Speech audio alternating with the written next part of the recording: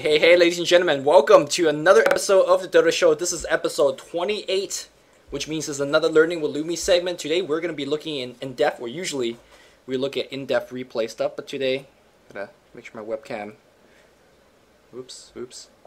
Usually we look at in-depth replays and go from there, but today we're going to get a little bit off the beaten path. We're going to be talking about picking and banning, and I'll be introducing the pro player that's been helping me out. But real fast, a little bit of quick update what's happening with my life. Today I went out to the bank and stored my bountiful amount of money. But before that, I woke up on a really bad side of like the bed. My neck is literally aching so bad. I'm not sure if that ever happened to you. It's like something gets jammed into your neck and you can't even turn. So basically, like if I do this, it hurts like hell. Like it's been getting a little bit better throughout the day. But that's not the important part. The important part was I was waiting in line with the cramped neck. I was literally in the restaurant with the cramped neck. And there's a lot of people talking, everywhere. So I like to, when people are talking to me, I like to turn and face them. But every time I do that, okay, that's not the best part. The worst part for the day is because of my cramped neck, I was just in a bad mood. So I was driving home, and for the first time in my life, I got pulled over by a cop. Can you imagine like me just driving and, instead of looking left and right to see if everything is going well, I'm just looking straight ahead because I can't turn my neck.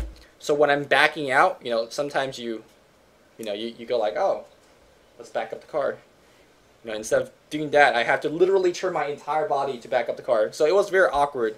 And given the fact that normally I'm a Chinese driver for whatever ticket, wasn't too good today either. So I got pulled over by a cop because I was going the stop sign, and instead of stopping like what I should do, I just kind of like a rolling stop, California rolling stop, and the cop literally was freaking ganking me, got no wards, and he pulled me over, and he was like, he was rolled down the window, and he was talking to me. He's like, "Are you in a rush somewhere?" So normally, again, when the cop's talking to you, or anyone else talking to you, you want to be polite. You want to turn to the cops and be like, yeah, no, I wasn't, I wasn't rushing. I was just my bad. But instead of turning to him like a good person would, I just looked straight ahead. I was like, no, officer, I'm sorry. I wasn't even looking at him. And I could tell corner of my eyes he was not feeling pretty good. So he took my driver's license, and then he went to his car. And then he probably input my information and all that stuff. And then he came back like a minute later. He's like, okay, you know what? Looks like you don't have any record on your driving, on your driver's license. Because I got my license when I was 15, and I just turned 24. So that's like 9 years of driving without ever getting pulled over. So he's like, you know what? You have nothing on your record. Let's keep it like that, all right? I was like, oh man, thanks, officer. And at the same time, I was just looking straight ahead because I can't turn. So he might think I have some chronic disease or something. I was like, thanks, officer, I really appreciate it, blah, blah, blah, and stuff like that. So at that time, my heart was like, I was scared because I never got pulled over by a cop. That was the first time ever. So after he gave me my driver's license back, he just walked back to his car, and I was like, oh shit, crisis averted. And then I turned back to look, forgetting that my neck is fucked up. So I turned around, and it hurt so bad, I screamed out, fuck, like really loud, right? And then the cop turned around, and then he looked at me, and I knew that he heard me say fuck, and he knew that I knew that he heard me say fuck. So that was an awkward moment, and I turned back, and for a moment, I rolled up my window, turned on my engine, and I just drove as fast as I could, under 25 miles per hour, because it was one of those neighborhood streets. So that was the day. And my neck is still fucked up. It's still very jammed up. Hopefully, it's not gonna matter too much. But yeah, that was my day. It's a pretty good start. All right, today we're doing picking and banning, and with me, I do have the captain of Root Gaming. So Blitz, if you could unmute yourself. Well, Blitz says fuck you, Loomis. He's changing his Skype, by the way, so hopefully he could be back as soon as possible. Yeah, add to conference call. Come on, Blitz. Don't put me on Skype. What? You hear Blitz? Sorry, I had to change Skypes because my It's all good. VPN keeps crashing. It's all good. This is Root Gaming Blitz. You often have heard him fail at the Dota show. You also have heard What do you him... mean? I'm 100% winner. Right, one time. And then... The one time I participated. all the other times is Blots and Blitz and whoever else. Blitz, you ready? Yeah, I should be ready to go.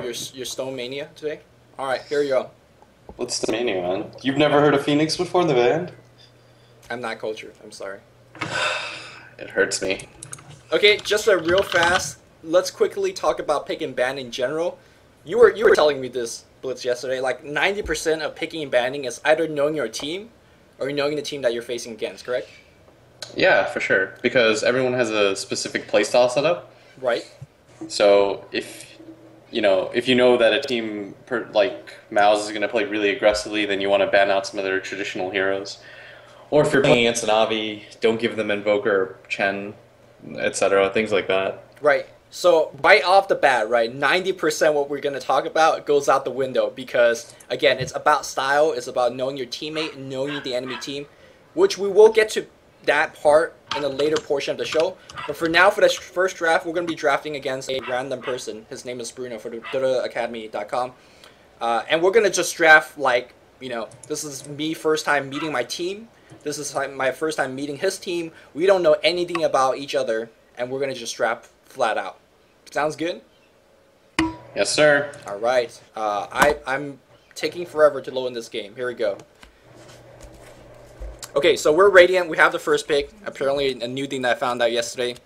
And since I have first pick, what are some of the things I have to watch out for, Blitz?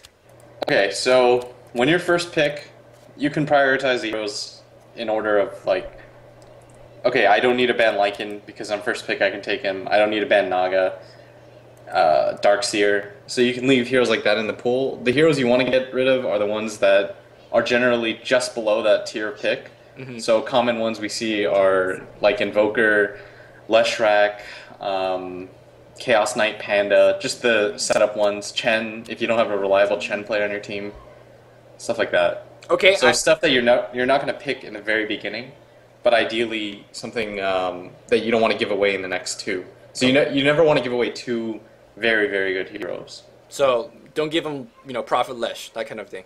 Yeah, exactly. Which it's kind of hard to do considering there's so many good heroes now. Like you are going to give away two really good ones. So you just want to prioritize like certain heroes over the others when you're first picking. So I mean, if you're actually playing on a scrim, do you guys actually prefer first or second pick? Because second pick generally pick. You guys prefer second pick? Okay. It actually just depends on who we're playing against too, depending on because certain teams value heroes differently. Like Fnatic values Morphling above everybody, right? Or Bottom values Brood very highly, and it just kind of depends on who and what we like to play against, depending on that. Okay, so we got one more band to go. We have the first pick. I actually want to get Lone Druid somewhere on the team. Is Lone Druid worth a first pick over here? I don't know if he's worth the first pick, but he's definitely... You can take him in the first three. Okay. So, I want to build a team around two semi-carries, Lone Druid being one of them, and then we'll kind of play and see with, whatever the other one might be. Okay, so we can do something like what Bottom or CLG does. Okay, alright, Bottom, CLG. Okay, so if you want to split push, you just want to get rid of like the fantastic initiate heroes.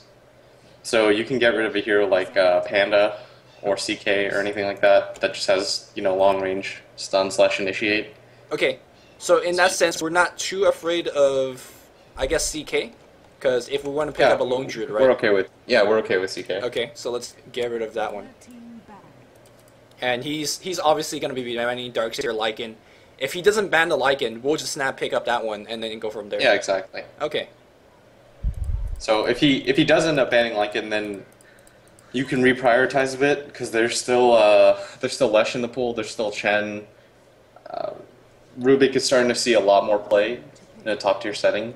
So it just kind of depends on the angle you want to go at. Alternatively, if you do want to pick up the Lone Druid, you can put him top, and then you can put a really pressure heavy team bottom, like just a tower pushing team. Because in this metagame, you need some sort of presence on towers. It's not good to just pick a straight up team with semi-carry and stuff like that. Okay, well, speaking of presence on towers, Brewmeadows in the pool, Darkseer's no longer in it. They could pick Sand King to counter, but I feel pretty good opening up with here. Or do you think there's another hero that I'm completely forgetting right now? I think, well, I value Lush really highly. Okay, no, that sounds pretty good. Just because you can put him pretty much anywhere. Part of drafting as well is being versatile. Right. That's one thing that you point out yesterday when you were talking to me about it. So can you kind of go deep into that point real fast as we were drafting? Yeah, so a big part of picking and banning in general is knowing where your opponents are planning on using their heroes. So certain heroes, you're almost always going to know where they're going to go, like Darkseer's in the long lane, and Darkseer's a great hero, and he should be a first pick, but that kind of works against him as well, because then you can plot your lanes more evenly. Mm-hmm. So a big part about drafting is just knowing where everyone's going to go and trying to win as many lanes as possible without giving away too much. So making sure that after you pick 3 or 4 heroes, I can't, no longer predict, exactly what this lane's going to be. So right now, he's doing a very good job of that, right? He picks up Rubik, he picks up Lone Druid. Lone Druid could definitely go to safe lane. We've seen Lone Druid go mid, we see Lone Druid go on the long lane, so I have no idea where he's going. Rubik, same thing, he could be solo mid support, and also I think he's kind of bad as a support. But, okay. So right now... But teams definitely run him support. Yeah, they have Rubik, which we shouldn't pick heroes such as Enigma or Shaker anymore, just because of the instant cast. Mm-hmm. We can still take heroes like Sand King though, which I think Sand King is just a phenomenal hero. There's Shadow Demon as well. You could just do the traditional Shadow Demon as well. Right. If you want to just do all out pressure and get a hero like Safe Farm, what you can do is you can pick up a Chen and a Shadow Demon here, and then you can kind of do a semi-tri lane top, or even a dual lane mid, and then pick your semi-carry and solo him bottom. So the pressure that you put on top should alleviate it for the other lanes. I'm liking the Chen here. It's going to be really offensive, so I'm sure I'm going to pick that one up. The question is, do I want to give up Brood? Now, I know Brood's not too good against Syllaber because of the Entangle and all that stuff. What's your take on that?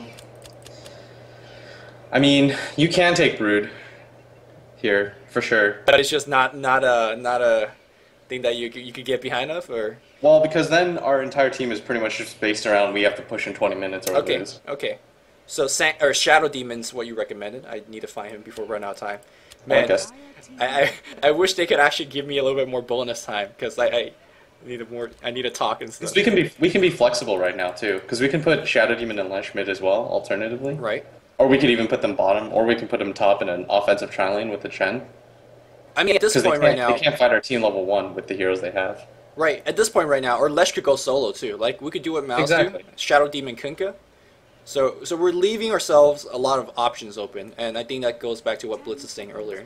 You want to make sure that you don't basically commit yourself to 3 lanes right in the get-go. Yep. Completely agree. Okay, so he's got the Rubik. He's a really, really good hero. We can't really go into Enigma, like you said. Shaker's going to be really weak. And he has 2 insane semi-carries.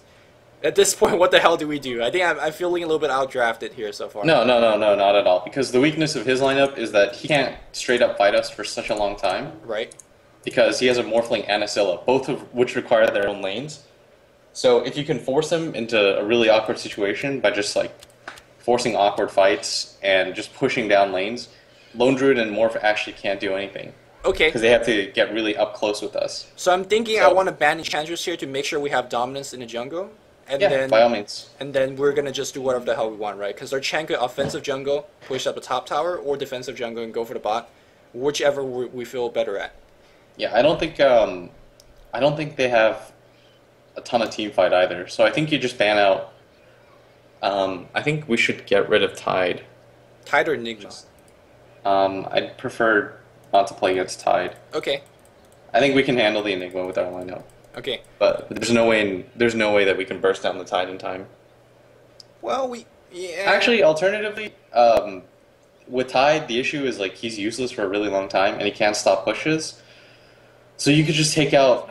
I don't actually know where they're going to put the Morph. I think at this point they're going to have to pick. Well, Morph could definitely go mid, right? I guess they could do Lone Druid solo bottom, Rubik mid, and then tri-lane the Morph at top. Right. But I mean, tri-lane Morph up top is just not going to be that strong. I feel like if we offensive tri-lane against them, we should be okay. Yeah, you should beat that, no matter what they have. Because our Shadow Demon Lesh will beat anything in a straight-up fight with Soul Catcher, Stun, and Edict. Uh-huh. So right now what we need to ban are...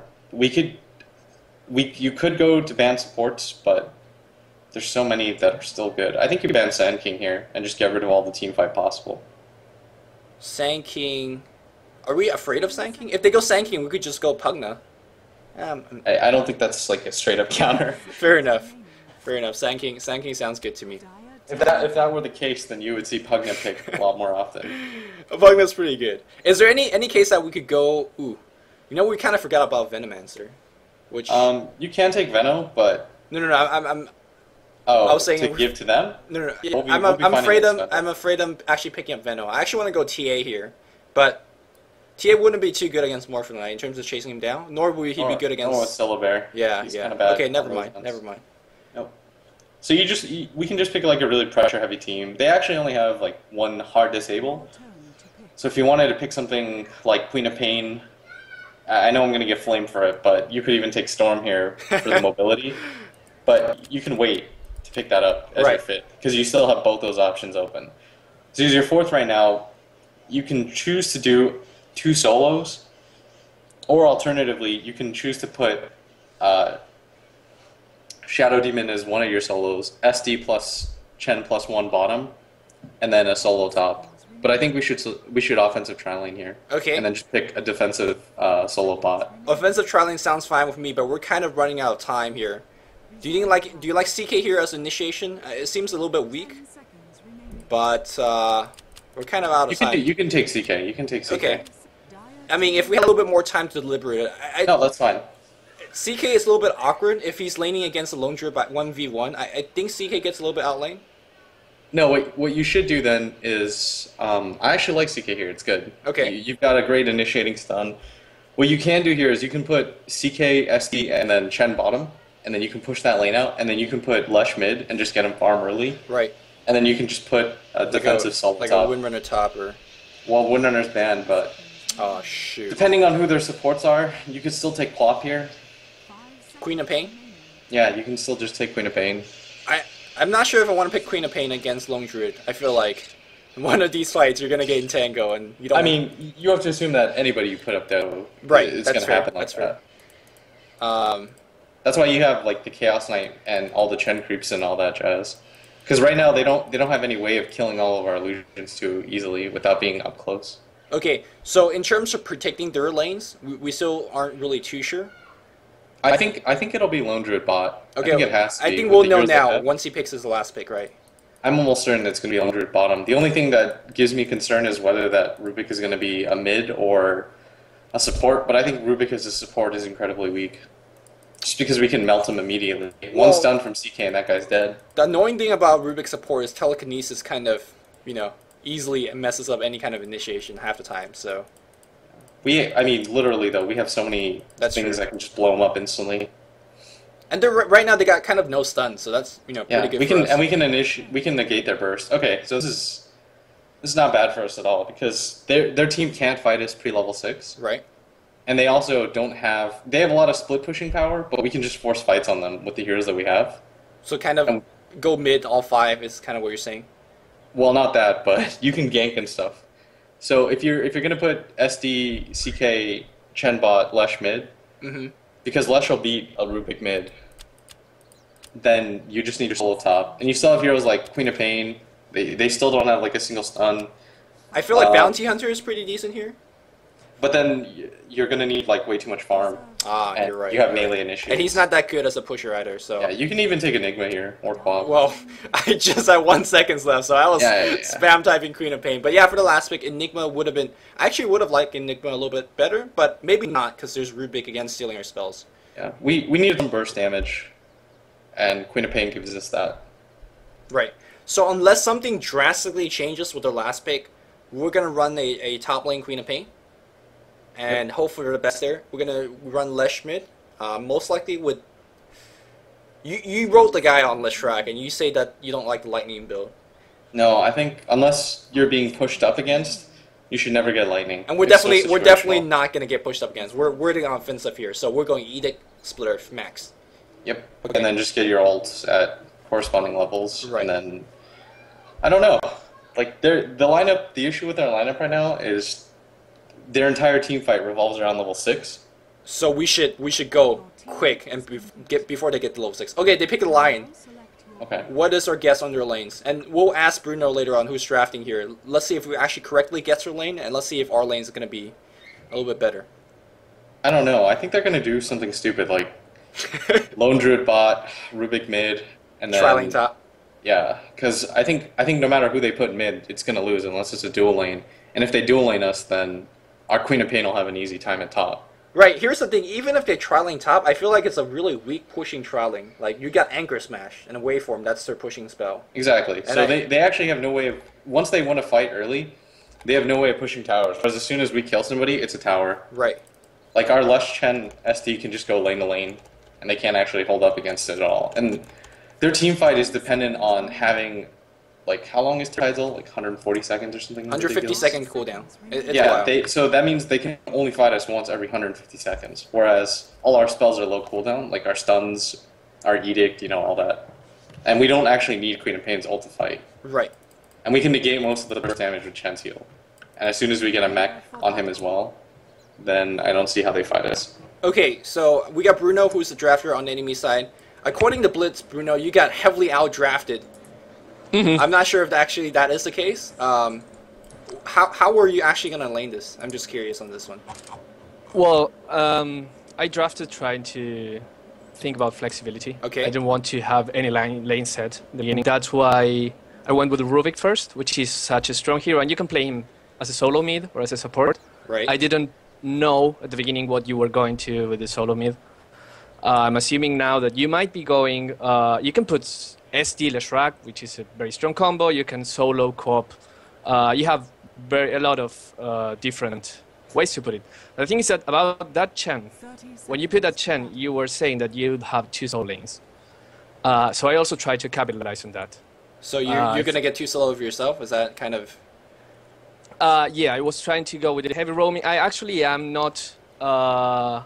I'm trying to copy a little bit eHome's old version with Lion, roaming Lion, trying to get some farm on him and get some roam. Well, before we go crazy, A20 strats or anything, can I ask how did you plan to lane this? Because we guessed how you plan to lane, and we were gonna match up our lanes against yours. So let's see if we guess your lanes properly. What did you say for your laning? Okay, so Lone Druid in the hard lane. Okay. Rubik would be mid lane, and the tri-lane top mid. Yep. Exactly. I think we guessed it perfectly. Yeah, we did. Yeah, so what we're going to do is Queen of Pain go top, which definitely we're going to lose lane there, but I feel like we're not going to lose the tower, at least not very quickly, because I don't think Tide, Lion, and Morphling is a great pusher, so I think we're okay there. It's not a great lane. We're going to do Leshrac mid, which... Blitz, that's pretty even of the lineup, right? Rubik versus... I think Lesh beats Rubik. I saw Misery played against Sing, and I didn't see how Rubik was gonna win. Okay. Because you can't contest for runes, and Chen can just camp bot. And as far as harassing goes, Rubik's Fade Bolt takes way too much mana. And it has... You can only cast it 3 times, whereas Stun is... As soon as you line a Stun and an Edict, and the Telekinesis is on CD, then you can just kill him. Right, and also... You can also... rinse and repeat the combo 8 times. Fable has a long-ass cooldown, so... I guess Leshrac mid is a little bit favored. Again, it comes down to play. The tri-lane bot, though, that's kind of a kill, right, for sure? I feel like if we're not killing, then we're taking a tower. Okay, here's what I envision will happen, okay? Right. They can't push... As long as you don't give up a tier 2 tower, you're fine. Giving up... You'd pretty much assume nowadays that your long lane is going to lose and you're going to lose that first tower. Right. But what you want to do is you want to take the bottom 2 or pressure it harder, so they have to rotate. But looking at his lineup, with the Tide pre-level 6, they can't engage us. So all we have to do is push bottom crazy hard. And there's very little that the dire team can do about it, right? If Tide's not 6, Lion's not 6, we just keep going. Exactly, and the Leshrac, you can leave mid because giving Rubik farm isn't a big deal. Right. So you can leave mid, go push out of the lanes, and you can even pressure mid as well with the Chen. If he just smokes ganks from behind, it's an instant kill every time. Because their Chen lane's top, so Like, I think we guarantee win 2 lanes. That and, you know, like, Morph is a better carry than CK late, but we have so many stuns and lockdown and burst that he shouldn't be able to live. Okay. So I felt like we did pretty good for a first draft. I recreated the game, and we're gonna try dire side a little bit now. Okay, I'll get you Waga 1 sec. Waga's here. Wow, Waga Mama from. I thought Waga's sleeping soon. He should be, but he owes me, so. Because I've ring first team like a billion times. So we're gonna have Waga and Blitz helping me out here. Try not to kill the mic while doing so. I'm trying to get Waga. I don't know. He might have fallen asleep. I said, "Are you here?" And that was at 7:15, and he replied. Well, that was. Now he's asleep. Okay, wait. He's here. He's here. Okay, I have Waga on Skype. Is it the same password? It's the same password. I'll get him in the call. So Bruno, if you don't mind, we'll ask you to leave the call for now because we're gonna have some secret strat plannings. Sure. Right. Okay. All right. Bruno will be drafting against us again, and I mean I feel bad for Bruno here because not only does he have to draft against D Waga and D Blitz, I mean fucking Luminous is over here as well. So I mean he's outmanned, but it's good. It's okay for practice, for learning. Now here's the thing. Earlier we were saying a lot of time is about drafting for your team. You know, knowing your own team's playstyle, knowing against your enemy team's playstyle. So here we're gonna ask Waga, how do we draft for his team or whatever his playstyle of his team? So we're gonna quickly ask him, how does Infuse play? Aggressive early perhaps, or defensive late, that kind of thing. And then we'll try to mimic Infuse's draft here. And I think having Captain Infuse here is a little bit helpful for that. Is Waga actually accepting the call though? Well, he called me a twat, so I know he's here. But he said he answered the call, but he's lying. So hold on. Oh man. Oh, there he is. There he is. Waga, are you tired? Yo. No, How are you? I'm good. You're good. I haven't heard your very smooth voice for a long time. Oh yeah? Yeah, man. I miss your voice. How smooth would you say it is? You know, I would say it's chocolatey smooth. But Oh yeah? I'm not sure if you still hate that comment. Oh damn. We're waiting That for you is to smooth. in-game right now? I'm in game. Okay. I'm in game, but Wait, join our team. Join our team. You're helping us draft. Right. So we're drafting from your angle. No. This team. Help us out here, man. Blitz trying to troll us up. Or not Blitz, Waga. Okay, I told the viewers earlier, we're going to try to draft how Infuse draft, okay? Because you're here, you can help us out with this. So real fast, Waga. draft? Yeah, how you draft, right? Tell us real fast what the playstyle is for Infuse and what heroes you kind of look for early. Well, typically we always look for just getting... It's hard to say, but as we play as a pretty aggressive team and we like doing some unorthodox stuff, Okay. The first 3 picks are gonna be the only standard type picks, and typically the biggest thing to look at is Enchantress and Chen, how much they are going through the draft. And also, I would say, right now Naga Siren is one of those things that you as a second picker should ban. Okay, good. You're helping me out because I was like, okay, I have no idea what we're banning. All right. Also, we have Waga DTA Lover here. I want to get TA in our lineup somewhere. So let's. Then you pick her in the first phase. You pick her in the first phase. Good. Do we They actually will ban pick out Venno first- though? No, we don't need to. Okay. It's actually not that easy to counter Lanaya, I realized. Especially since we have second pick. They will first pick, and they won't get Venomancer and probably not Lanaya as well. That means we could even run both Lanaya and Venomancer in our first 2 picks. Is okay to do. Okay. But it all comes down to what he bans now a bit. He can ban whatever he wants. He's first picking. It's very unfair situation. So here's my question: Do you kind of walk in a draft like what I'm doing right now? Be like, man, I want to pick TA. Let's say you have a hero that you really want to play. You don't try to force it, right? You try to be like, if it happens correctly, then we'll go for it. Do you try to force it heavily? I want TA. I'm gonna draft TA. It really depends. Against some teams, perhaps you will force it, but in most scenarios, you need to be ready for anything. I would say I go into a game and I have one or two strats that I really want to do. And if neither work out, or if I see that some third strat starts to appear better, then I will adjust that. But I will go into a game with one or two ideas of what I want to do. And you should always have a plan when you start. So, the opposite of what we're doing now, just going in. Okay, so what is our plan? Tell us the plan right now. If we're doing TA, that is. Well, as we want to run Lanaya, I would say we're probably going to pick up Lanaya as well as Venomancer. That means we're going to have to pick up Disablers apart from this, else we're going to sit here without any stuns at all. Okay. And we have to think about Chen and Enchantress, because if you pick one of these up, you can solve your lanes very easily, and you can afford having that Venomancer or Lanaya, because you just put one extra supporter into the jungle, and that only leaves two solo picks for us. But there he bans out Chen, so there's only Enchantress. Right. Actually, do we actually give them the Lycan here and put our Enchantress in their jungle? Is that a thing, or you don't want to give them Lycan? I think 6 months ago we talked about that. Yeah, in this scenario, Lycan will still pull a lot of attention. I think the only thing that really changed since last we talked is the fact that Naga Siren exists and she rapes him. But apart from that, there aren't too many heroes that's strong against Lycan. So we still ban him in this case. So what we're looking for right now is the Enchantress as well as TA picking her early. If we could get Veno, we'll get Veno. That's kind of the thing, correct? Yeah, pretty much. If I was him, I would definitely pick up Enchantress, because else I don't understand this Chen ban.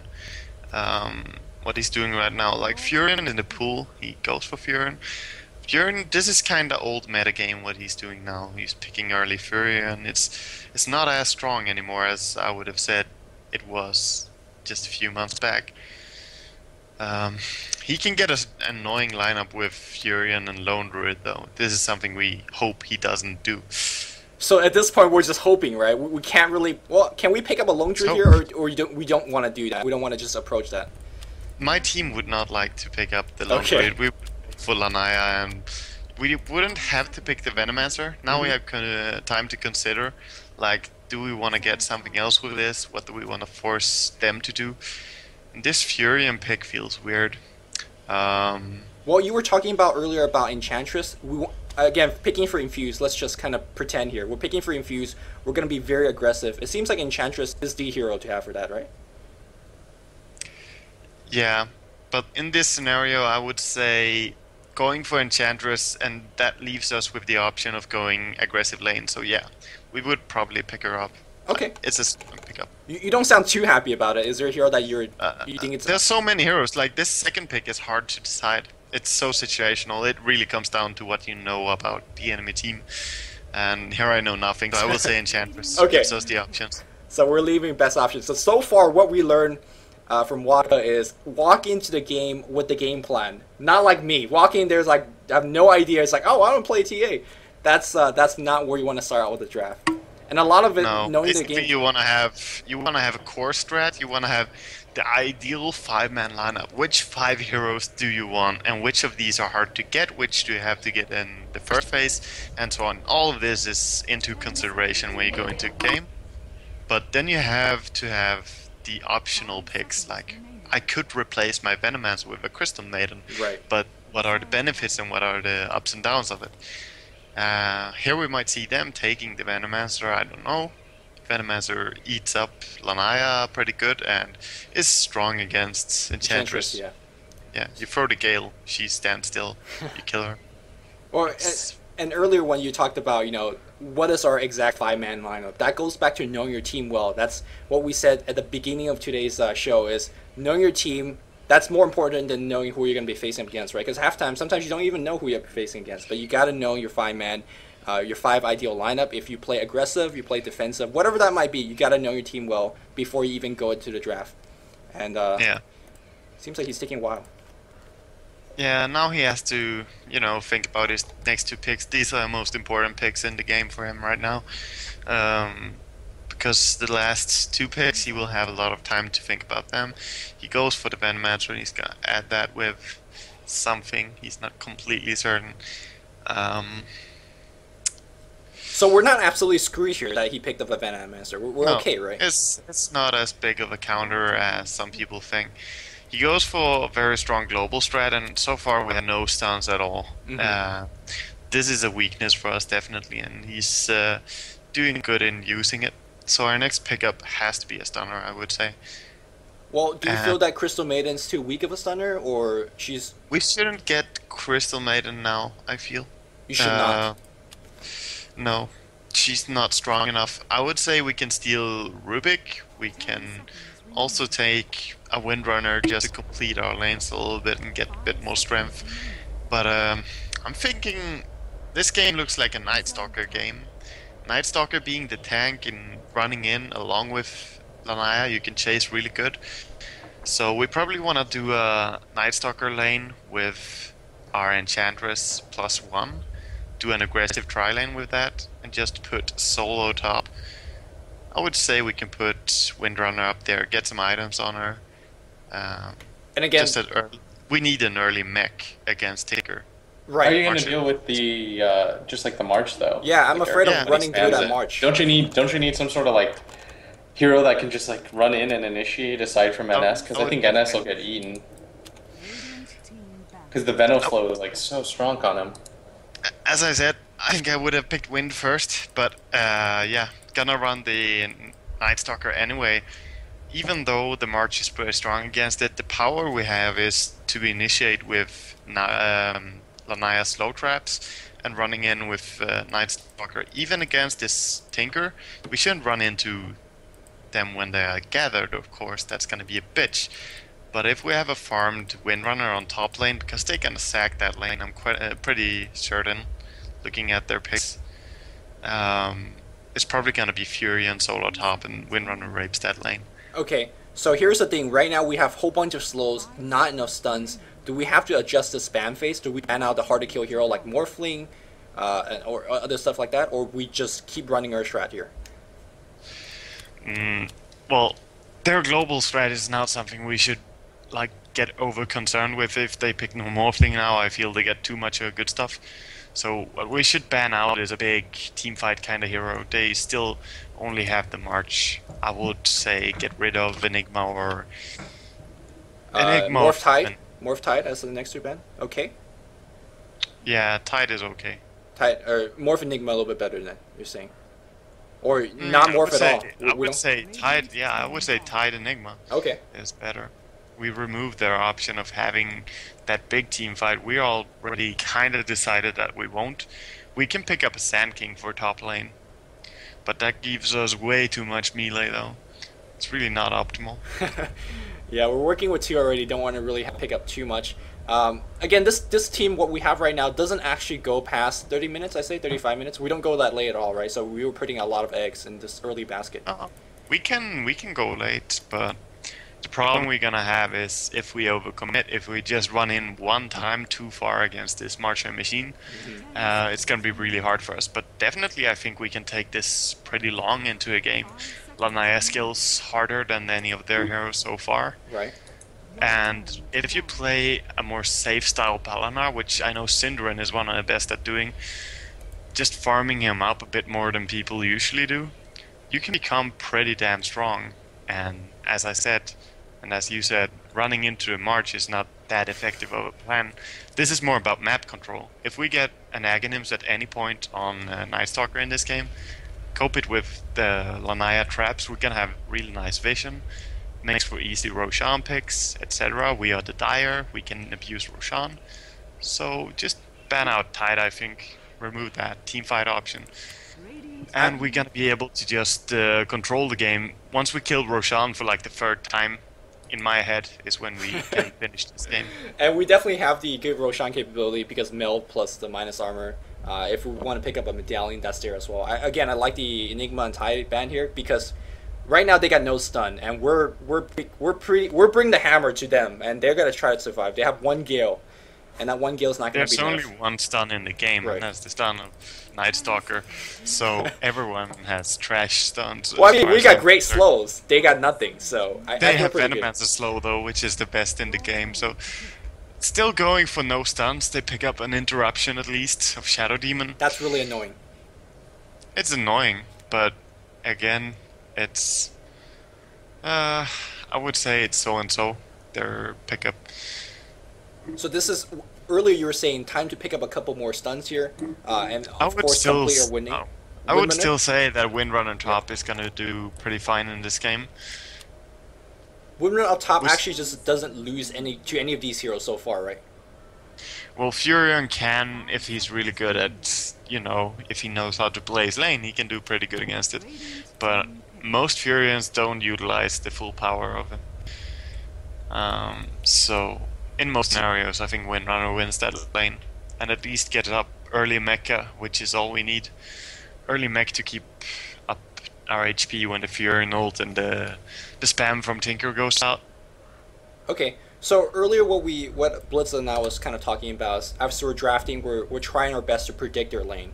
I'm not sure if you have been doing that on the back of your head, but what you're telling me so far is we're just picking the best hero for our lane, and that hero should just beat just about any other lane that they're trying to muster up, correct? Well, what they're picking now, What they're picking now, though, looks very much like a Morphling tri-lane to me.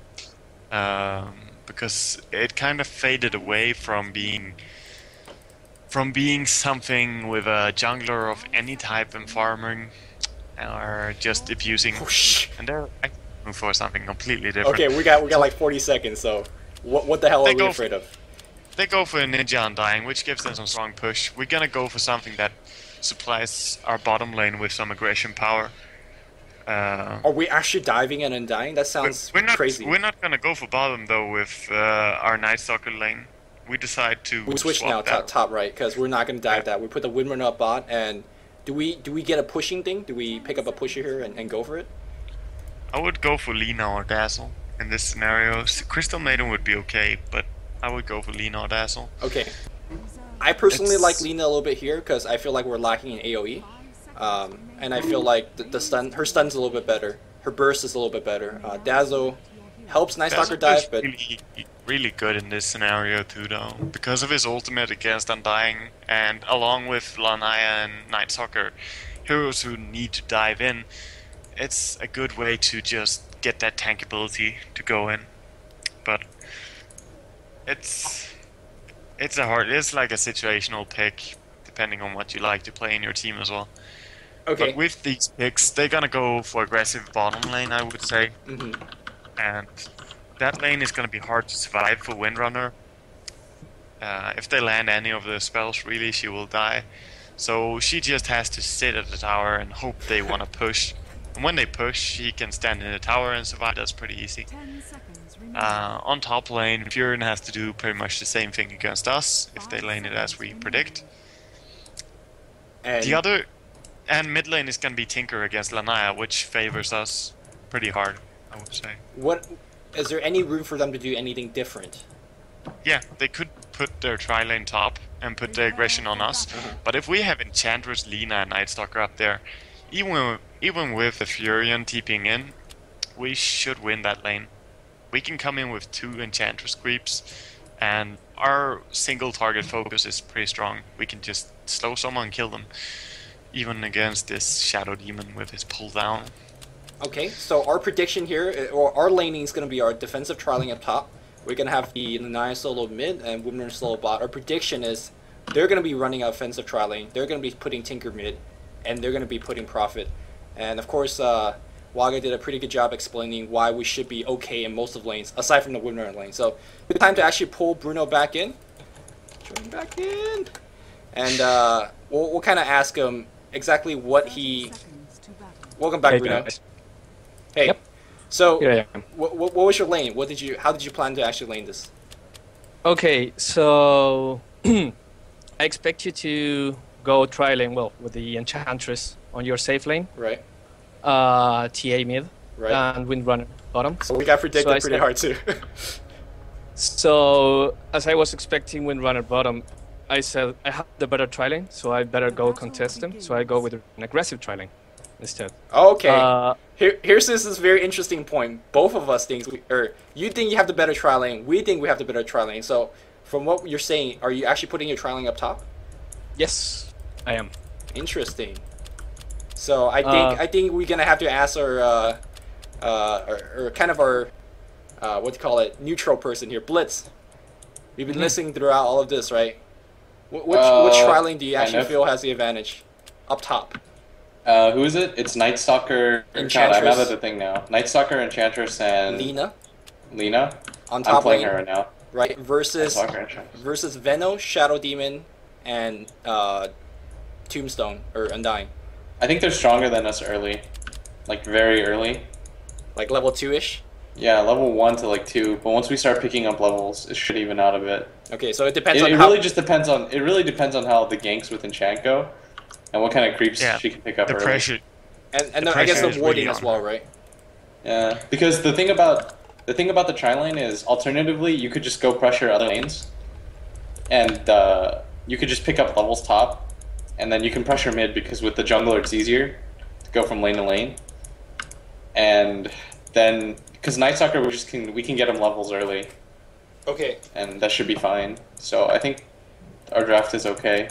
It really just depends on if we can get lucky with some good creeps fast. And I think that comes down to a lot of how the draft goes, right? I mean, draft...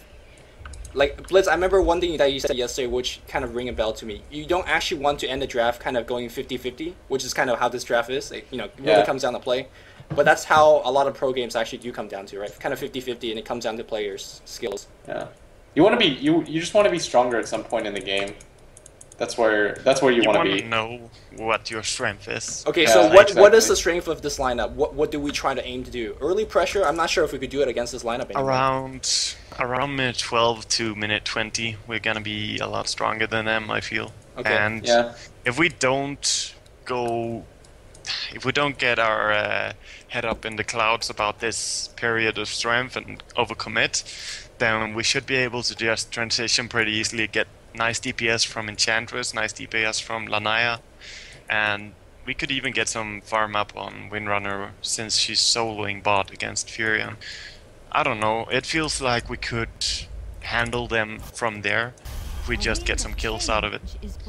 But our weakness is definitely in the first phase. If we fail one gang with Enchantress top, we're done, right? We're screwed. But the thing is, if we succeed one gang with Enchantress top, then they are screwed. So it's when that Enchantress decides to go in and commit to a kill, that's gonna decide a lot. Not the entire game, but it's gonna decide who controls the first 20 minutes, I would say. And that's not where we want to be if we are only strong at, what, 12, 14 minutes in, right? Yeah, but on the other hand, I would say that Enchantress can just stand away at the further away spot, the big creep camp near the base, get 2 creeps, no matter which 2 of the big creeps, and then just go to the lane. I don't see how anything is gonna stop Enchantress coming in with 2 big creeps on this lane at level 2. Right. Again, a lot of it comes down to them warding our creep camp off. Then they have to run away, and if they don't run away at this point, they will die and we will win the lane. Because that's a crucial point in the game. Oh man, Dota 2 right now is down for me. But it seems like we're running out of time in the show as well. What I wanted to do for the third draft is actually me drafting against all 3 of you guys. I know that would go very, very poorly, and I think Dota 2 knows it as well, so it's not letting me connect. I know drafting, and I guess this is actually a really good time to wrap it up. Of course, big shout out to Wagamama, who is the chocolatey smooth voice that you've been hearing. Of course, Blitz from Roots Gaming. There was some syrup in there. There was some chocolatey and syrupy voice. Yeah. And of course, Bruno from Dota-Academy.com for being our kind of guinea pig drafting against us. But I think what I've learned here, talking to the 2 captains, is one thing is you want to walk into the game with the game plan, and I learned that a little bit too late. I learned that like in the middle of second draft, so that wasn't too good. You want to know your team very, very well. Knowing your opponent is great, but knowing your team is very, very important. Waga pointed out you want to actually pick out your best 5 lineup and how easily you could draft it, whether you're actually going to get it in a standard game.